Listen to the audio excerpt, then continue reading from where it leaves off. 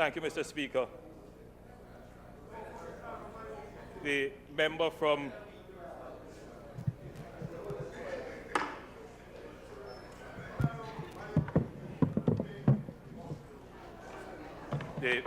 Northeast St. Andrew and the member from West Central St. Catherine carried the opposition's position quite well.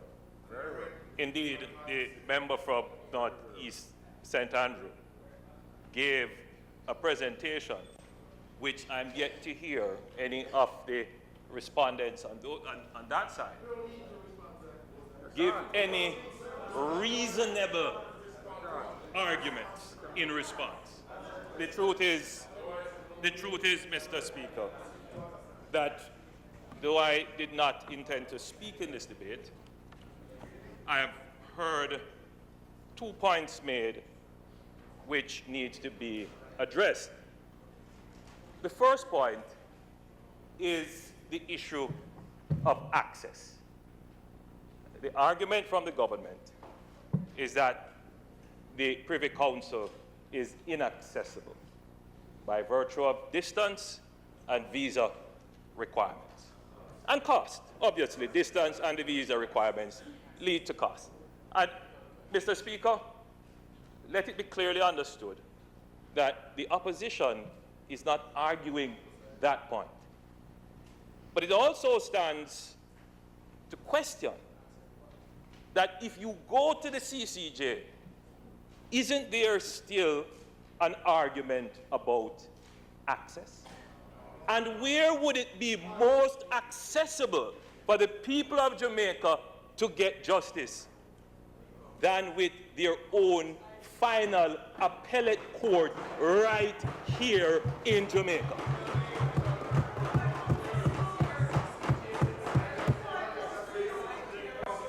Okay? Listen. As I said, I am not, Mr. Speaker, you will notice I am not speaking from notes. I am responding to issues that they have raised. Mr. Speaker, if it is,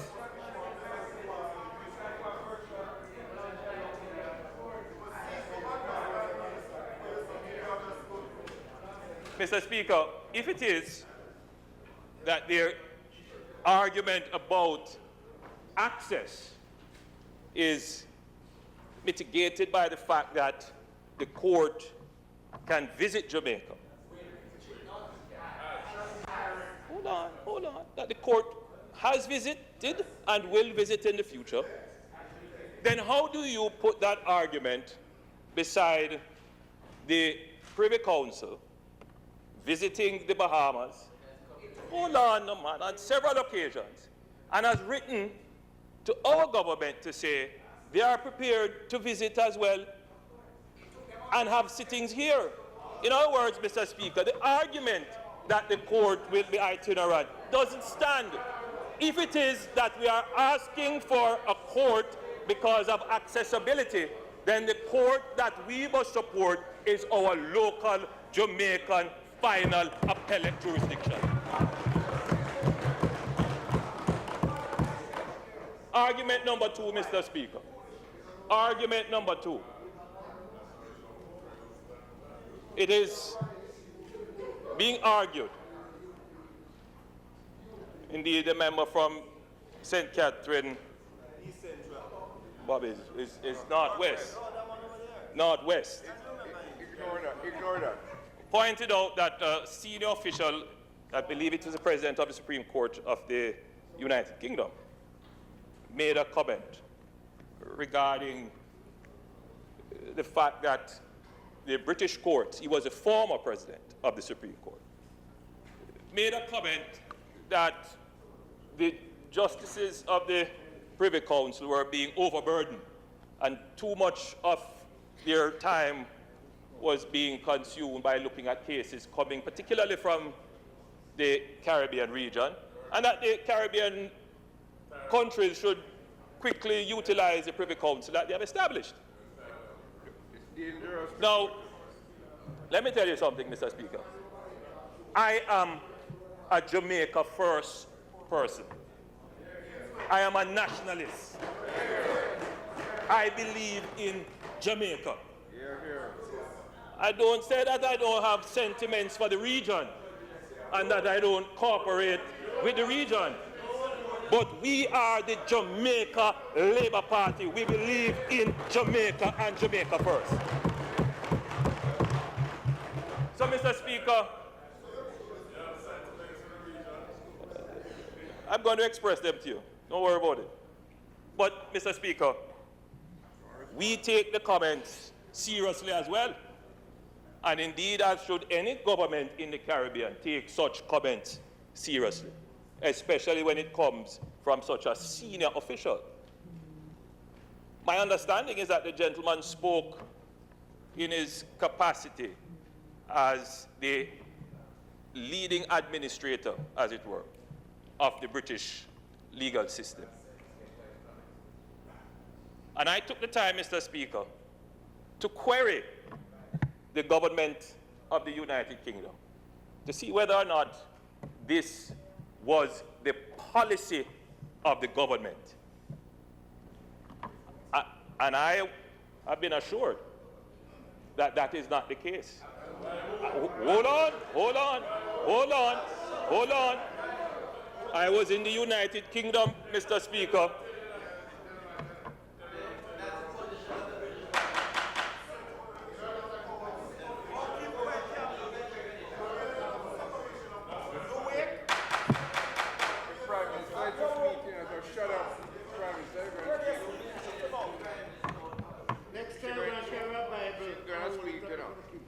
Mr. Speaker, I was in the United Kingdom a few months ago, and I had occasion to speak with Baroness Annalyn, who is a member of the Privy Council. She is in the House of Lords. And, Mr. Speaker, I raised the issue. Mr. Speaker.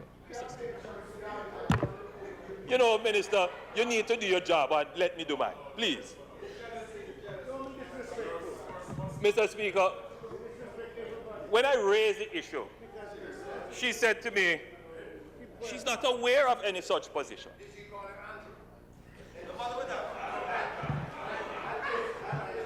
In fact, she did. But, Mr. Speaker, and when I queried other members of the cabinet of the United Kingdom, their position was they know of no such policy, and that you could write it off as diplomacy, but it was said with the greatest of sincerity, and I have to take it in that light. Nevertheless, Mr. Speaker, I want our friends opposite to understand that I am not here standing defending a permanent state of dependence on the Privy Council. I want Jamaica to understand that Andrew Holness, a Jamaican nationalist, is not saying that we must be with the Privy Council in perpetuity. That is not our position. Mr. Speaker, as a side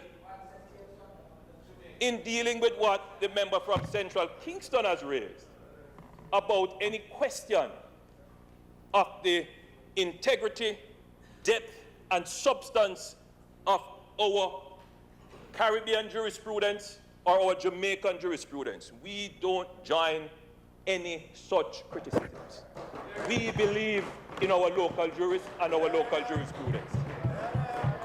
Which is why, Mr. Speaker, we take the considered position.